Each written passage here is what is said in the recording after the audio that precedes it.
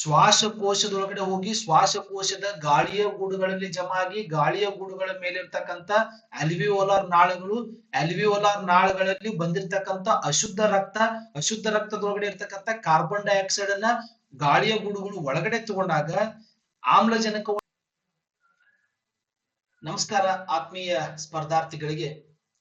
ನಿರಂತರ ಪರಿಶ್ರಮವಿದ್ದರೆ ಎಂಥದ್ದೇ ಕಠಿಣ ಪರೀಕ್ಷೆಯಾದರೂ ಕೂಡ ಸುಲಭದಲ್ಲಿ ಜಯಶಾಲಿಗಳಾಗುವುದರಲ್ಲಿ ಯಾವುದೇ ರೀತಿಯಾದಂತ ಅನುಮಾನ ಇಲ್ಲ.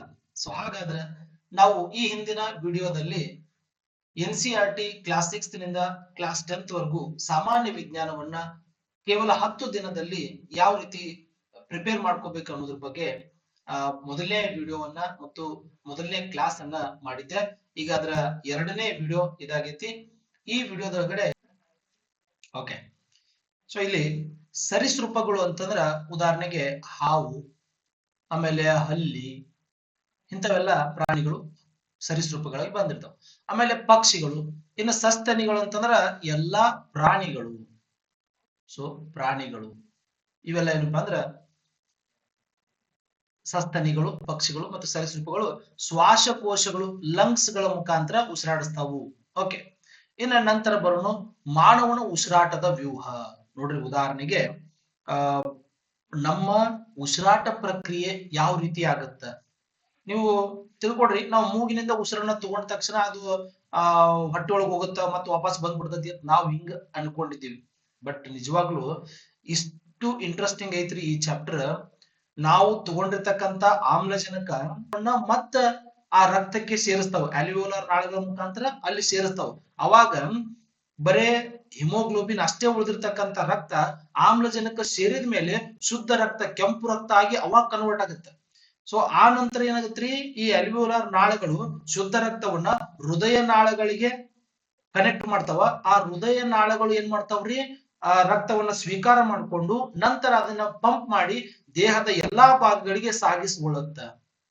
ಆ ನಂತರ ದೇಹದ ಎಲ್ಲಾ ಭಾಗಗಳಿಂದ ಅಶುದ್ಧ ರಕ್ತವನ್ನ ತಗೊಂಡ್ ಬಂದು ಹೃದಯಕ್ಕೆ ಬಂದಾಗ ಹೃದಯ ಅಶುದ್ಧ ರಕ್ತವನ್ನ ಮತ್ತೇನ್ ಮಾಡತ್ರಿ, ಪಂಪ್ ಮಾಡಿದಾಗ ಶ್ವಾಸಕೋಶದ ಗಾಳಿಯ ಗೂಡುಗಳ ಮೇಲೆ ಇರ್ತಕ್ಕಂಥ ಅಲ್ವಿಯೋಲಾರ್ ನಾಳಗಳಿಗೆ ಸಾಗಿಸಿದಾಗ ಕಾರ್ಬನ್ ಡೈಆಕ್ಸೈಡ್ ನ ತಗೊಂಡು ಆಮ್ಲಜನಕವನ್ನ ಸೇರಿಸಿ ನಂತರ ಶುದ್ಧ ರಕ್ತವಾಗಿ ಮತ್ತೆ ಎಲ್ಲಿ ಸಾಗುತ್ತೀರಿ, ಹೃದಯಕ್ಕೆ ಸಾಗಿಸುತ್ತಾ ಅಲ್ಲಿ ಪಂಪ್ ಆಗಿ ದೇಹದ ಎಲ್ಲಾ ಭಾಗಗಳಿಗೆ ಸಾಗಿಸಲ್ಪಡ್ತೈತಿ.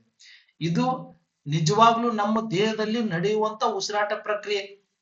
ನಾವ್ ಇದ್ರ ಬಗ್ಗೆ ಬರೀ ಜಸ್ಟ್ ಏನ್ ತಿಳ್ಕೊಂಡಿದೀವಿ, ಆಮ್ಲಜನಕವನ್ನು ತಗೊಂಡ ತಕ್ಷಣ ವಾಪಸ್ ಹೊಟ್ಟೆ ಒಳಗೆ ಹೋಗಿ ಕಾರ್ಬನ್ ಡೈಆಕ್ಸೈಡ್ ಬಂದ್ಬಿಡ್ತೈತಿ ಅಂತ ಅನ್ಕೊಂಡಿದೀವಿ. ಸೊ ಅದಕ್ಕ ಬರೀ ಹಂಗಾದ್ರೆ ಹೆಂಗ್ ನಡೀತೈತಿ ನಮ್ಮ ದೇಹದೊಳಗಡೆ ಉಸಿರಾಟ ಪ್ರಕ್ರಿಯೆ ಯಾವ ರೀತಿ ನಡೆಯುತ್ತ?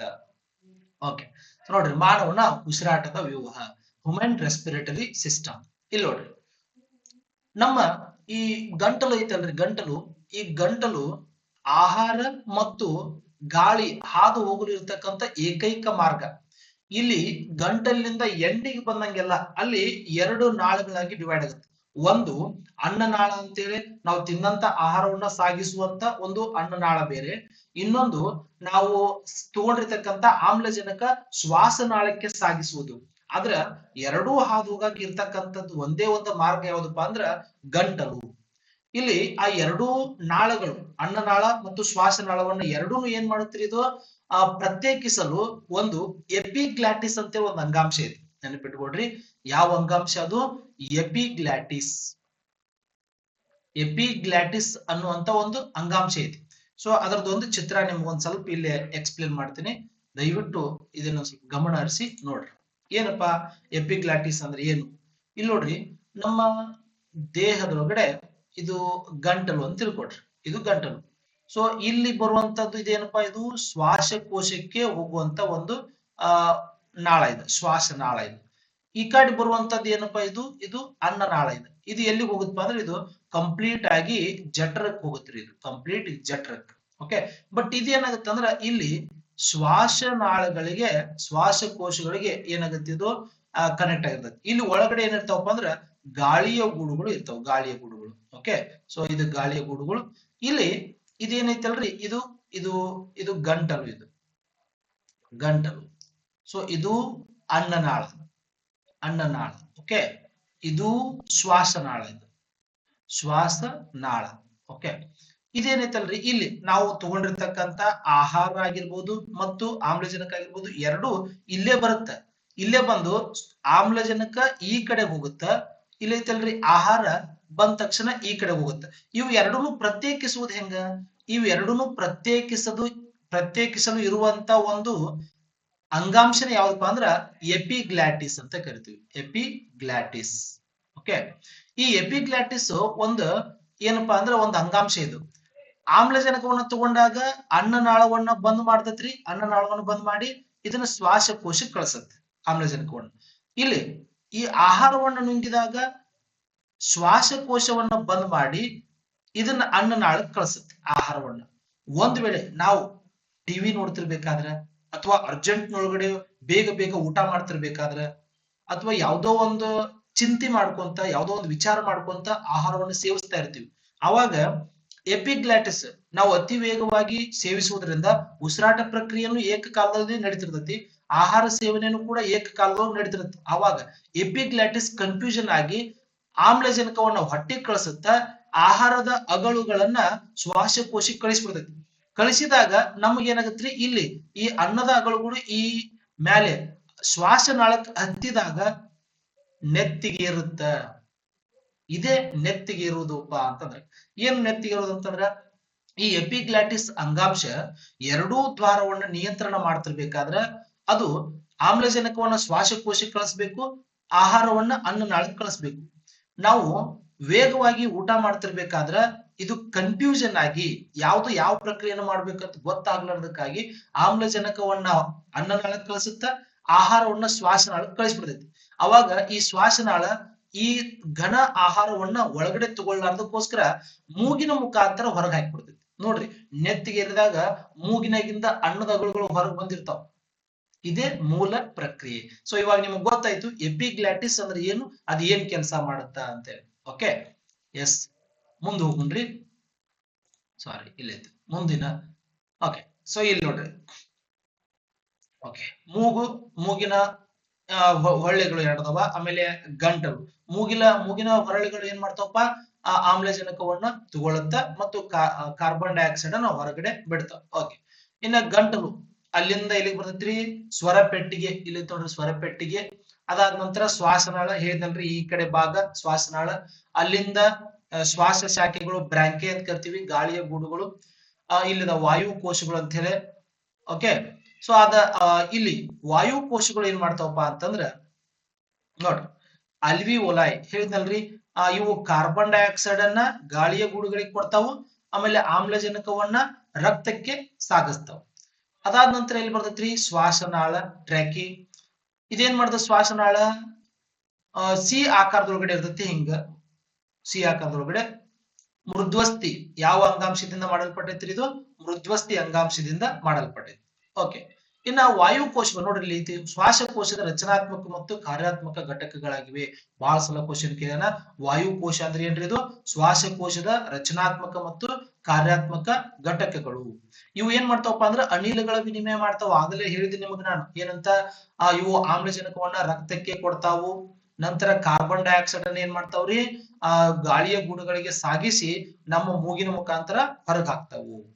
ಇನ್ನು ನಂತರ ನೋಡ್ರಿ, ಒಂದು ವೇಳೆ ಕಾರ್ಬನ್ ಡೈಆಕ್ಸೈಡ್ ಇರ್ಲಿಲ್ಲ ರಕ್ತಕ್ಕೆ, ಕಾರ್ಬನ್ ಡೈಆಕ್ಸೈಡ್ ಇರ್ಲಿಲ್ಲ, ಆಮ್ಲಜನಕನು ಇರ್ಲಿಲ್ಲ ಅಂದ್ರೆ ಹಂಗಾದ್ರೆ ರಕ್ತ ಏನಾಗಿರ್ತದ? ಅವಾಗ ಕಾರ್ಬನ್ ಡೈಆಕ್ಸೈಡ್ ಇಲ್ಲ, ಆಕ್ಸಿಜನ್ ಇಲ್ಲ ಅದ್ರೊಳಗಂದ್ರ ರಕ್ತ ಹಿಮೋಗ್ಲೋಬಿನ್ ಆಗಿರುತ್ತದೆ. ನೆನಪಿಟ್ಕೊಡ್ರಿ, ಹಿಮೋಗ್ಲೋಬಿನ್ ಆಗಿರ್ತತಿ. ಸೊ ಇಲ್ಲಿ ನೋಡ್ರಿ, ರಕ್ತದ ಕೆಂಪು ರಕ್ತ ಕಣದಲ್ಲಿರುವಂತ ಉಸಿರಾಟದ ವರ್ಣಕ ಇದು.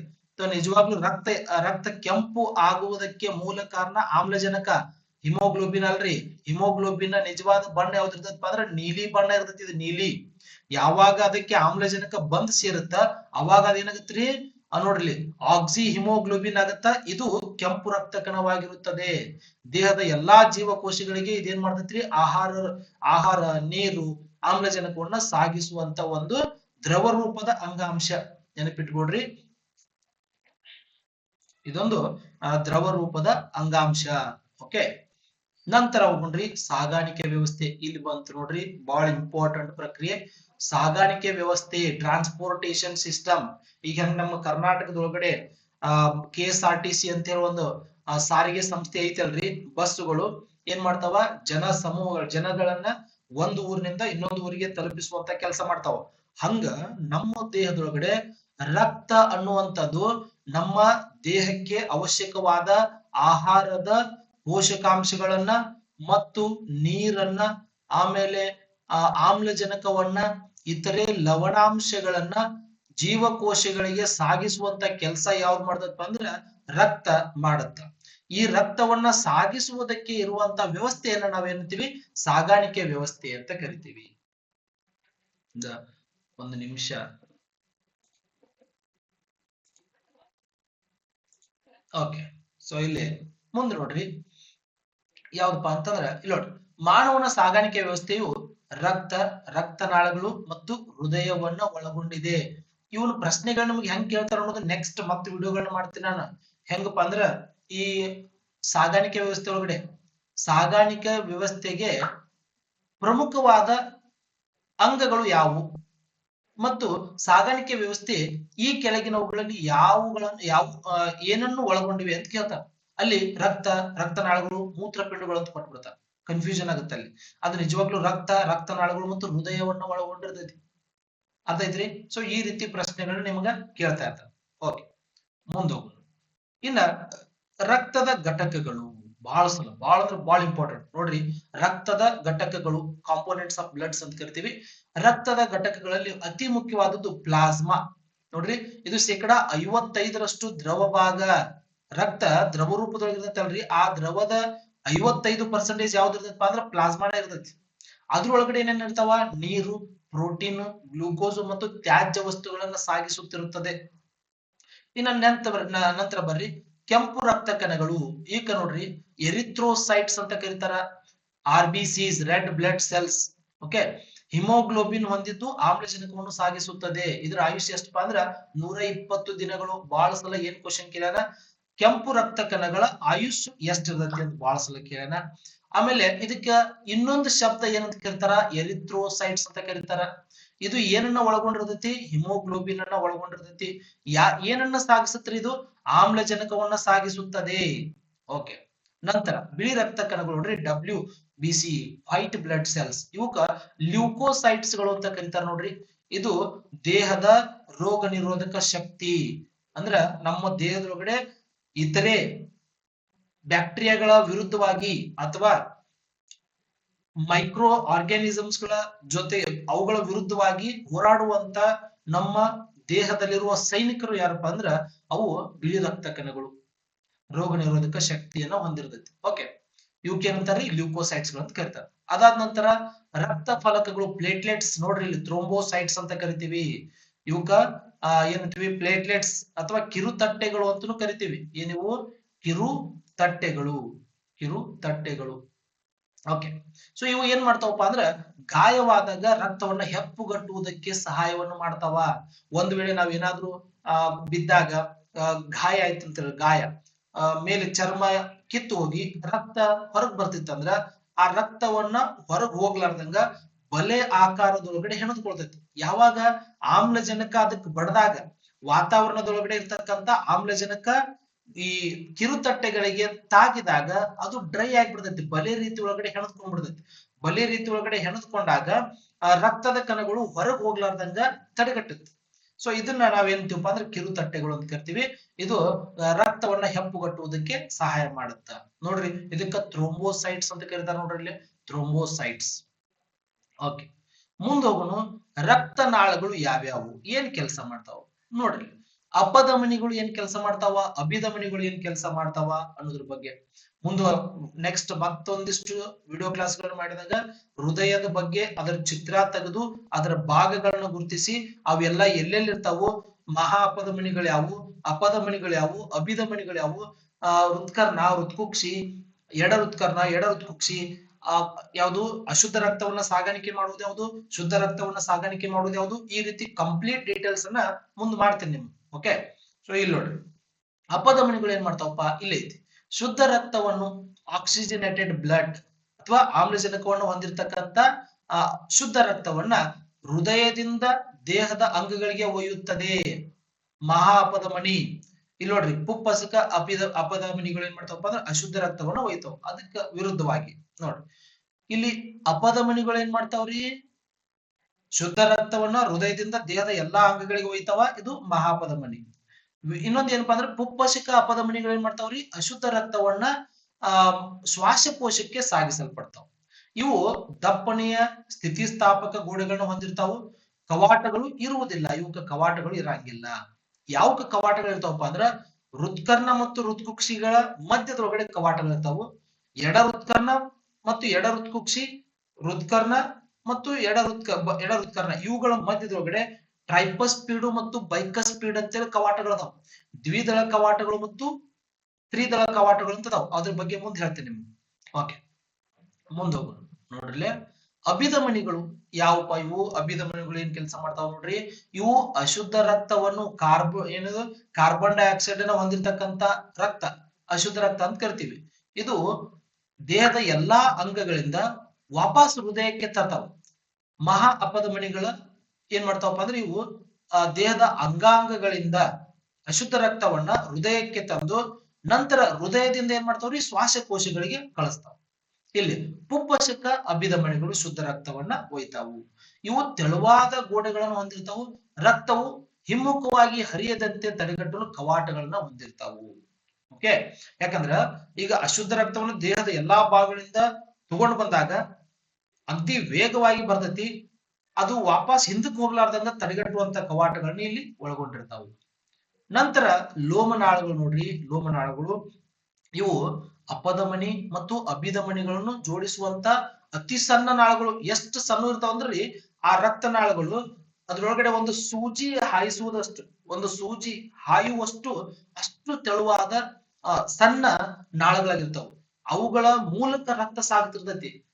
ಅಲ್ಲಿ ರಕ್ತದ ಒತ್ತಡ, ಬ್ಲಡ್ ಪ್ರೆಷರ್ ಯಾವಾಗ ಉಂಟಾಗತ್ತಂದ್ರ ಅತ್ಯಂತ ವೇಗವಾಗಿ ರಕ್ತ ಆ ನಾಳಗಳಲ್ಲಿ ಸಾಗ್ತಿರ್ಬೇಕಾದ್ರ ಆ ಒಳಗಿರ್ತಕ್ಕಂತ ಭಿತ್ತಿ, ನಾಳಗಳ ಭಿತ್ತಿ ಕಿತ್ತು ಹೋಗುತ್ತೆ. ಕಿತ್ತು ಹೋಗಿ ಆ ಸಣ್ಣ ನಾಳಗಳು ಬ್ಲಾಕ್ ಆಗಿಬಿಡ್ತಾವ. ಬ್ಲಾಕ್ ಆದಾಗ ರಕ್ತ ಹಿಮ್ಮುಖವಾಗಿ ಒತ್ತಿ ಒತ್ತಿ ಅಲ್ಲಿ ರಕ್ತ ಜಮಾ ಆಗಿಬಿಡ್ತೈತಿ. ಜಾಮ್ ಆದಾಗ ಹೃದಯಕ್ಕೆ ರಕ್ತ ಸ್ಟಾಕ್ ಆಗಿಬಿಡ್ತೈತಿ. ಸ್ಟಾಕ್ ಆದಾಗ ಹೃದಯ ಬಡಿತ ನಿಂತು ಬಿಡ್ತೈತಿ. ಇದು ನಿಜವಾಗ್ಲೂ ಹಾರ್ಟ್ ಅಟ್ಯಾಕ್ ಆಗುವಂತದ್ದು. ಇದ್ರ ಬಗ್ಗೆ ನೆಕ್ಸ್ಟ್ ಮುಂದೆ ಹೇಳ್ತೀನಿ ನಿಮಗ. ಓಕೆ, ನಂತರ ಹೋಗ್ರಿ ಮಾನವನ ಹೃದಯ. ಇದ್ರ ಬಗ್ಗೆ ನೆಕ್ಸ್ಟ್ ಒಂದು ವಿಡಿಯೋ ಮಾಡ್ತೀನಿ. ಸೊ ಇಲ್ಲಿಗೆ ಈ ವಿಡಿಯೋ ಮುಕ್ತಾಯ ಮಾಡ್ತೀನಿ. ನಂತರ ಈ ಪಾರ್ಟ್ 2 ಅನ್ನ, ಈ ವಿಡಿಯೋದ ಪಾರ್ಟ್ 2 ಅನ್ನ ಆದಷ್ಟು ಬೇಗ ಅಪ್ಲೋಡ್ ಮಾಡ್ತೀನಿ. ಅಲ್ಲಿವರೆಗೂ ಯಾರಿಗೆಲ್ಲ ಈ ಕ್ಲಾಸ್ ಇಷ್ಟ ಆಗೈತಿ ದಯವಿಟ್ಟು ಒಂದು ಲೈಕ್ ಕೊಡ್ರಿ. ಏನಾದ್ರೂ ತಿಳಿದಿರ್ಲಿಲ್ಲ ಅಂದ್ರ ಅಥವಾ ಯಾವ್ದಾದ್ರು ಮಿಸ್ಟೇಕ್ಸ್ ಗಳು ಕಂಡು ಬಂದು ಅಂದ್ರ ಕಮೆಂಟ್ ಮಾಡ್ರಿ, ಮತ್ತೆ ಅದ್ರ ಬಗ್ಗೆ ಕ್ಲಾರಿಫಿಕೇಶನ್ ಕೊಡ್ತೀನಿ. ಮತ್ತೆ ನಿಮ್ಮ ಫ್ರೆಂಡ್ಸ್ ಗಳಿಗೆ ವಿಜ್ಞಾನ ವಿಷಯ ದೊಡ್ಡ ಗುಡ್ಡ ಅಲ್ಲಪ್ಪ, ಬಹಳ ಸಿಂಪಲ್ ಆಗಿ ತಿಳ್ಕೊಬಹುದು ಅನ್ನುವಂತ ಒಂದು ಸಣ್ಣ ಕೆಲಸ ಮಾಡಾಕ್ತೀನಿ. ಇದಕ್ಕೆ ನಿಮ್ ಸಪೋರ್ಟ್ ಇರ್ಲಿ. ನಿಮ್ ಸ್ನೇಹಿತರಿಗೂ ಕೂಡ ಶೇರ್ ಮಾಡ್ರಿ. ಹಾಗೆ ಸಬ್ಸ್ಕ್ರೈಬ್ ಮಾಡೋದನ್ನ ಮರಿಬೇಡ್ರಿ. ಧನ್ಯವಾದಗಳು.